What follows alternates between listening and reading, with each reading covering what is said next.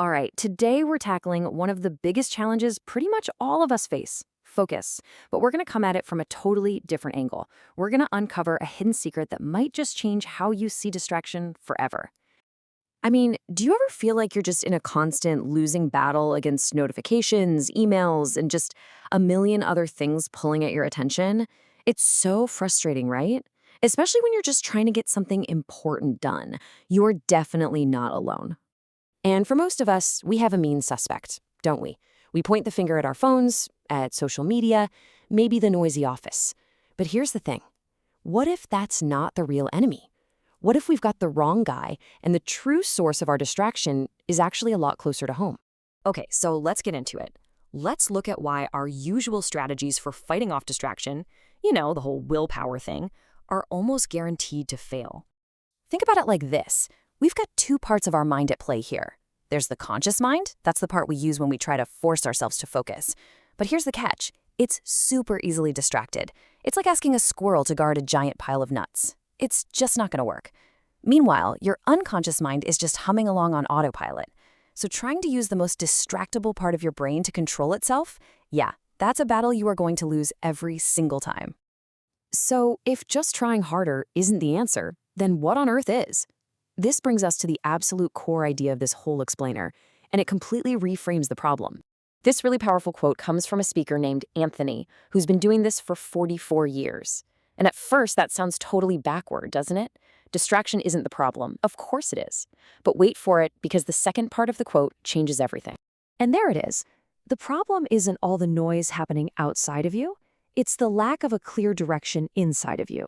It's not about what's pulling you away. It's about not having something powerful enough that's pulling you forward. So the real task is to train the mind. But how do you do that? Well, Anthony figured this out. He stumbled onto the answer through a really simple observation he made over and over again during his 4 decades of speaking to people all over the world.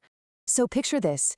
He'd walk out on stage in front of hundreds or thousands of people, and he'd just point to someone at random and ask this one single question. And their answer told him everything he needed to know about their level of focus and ultimately their success. Now, most people gave the vague answer. They'd kind of look up at the ceiling, trying to pull an answer out of thin air. They'd say things like, more money, or a better house. It was all fuzzy, uncertain. But every now and then, someone would be different.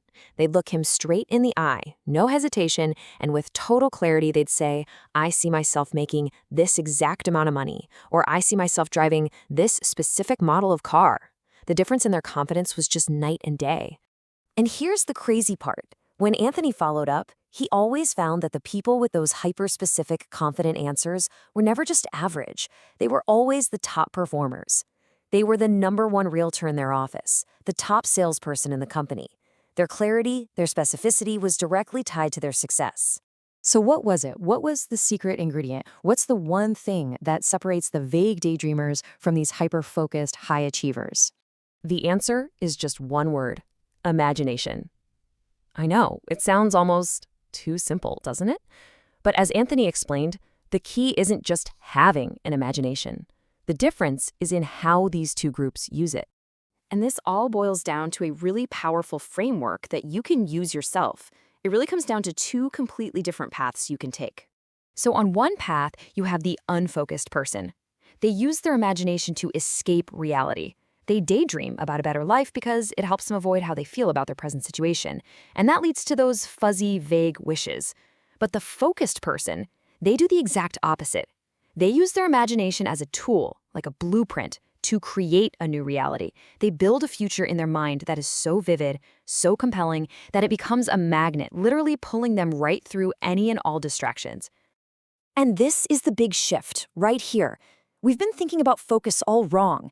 It's not about subtraction, trying to fight off and remove all the distractions from your life.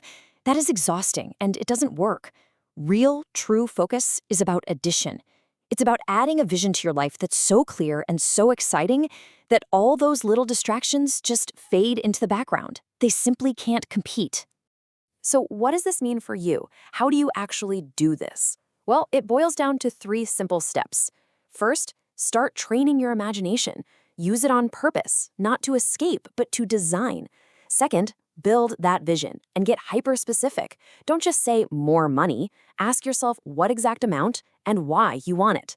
And finally, just let that vision pull you. Let it be the magnet that keeps you on course and makes all those other distractions basically irrelevant. So, I'll leave you with this one question to think about.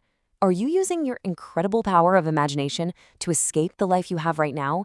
Or are you using it to build the life you actually want? The answer to that, well, that's the real secret to focus.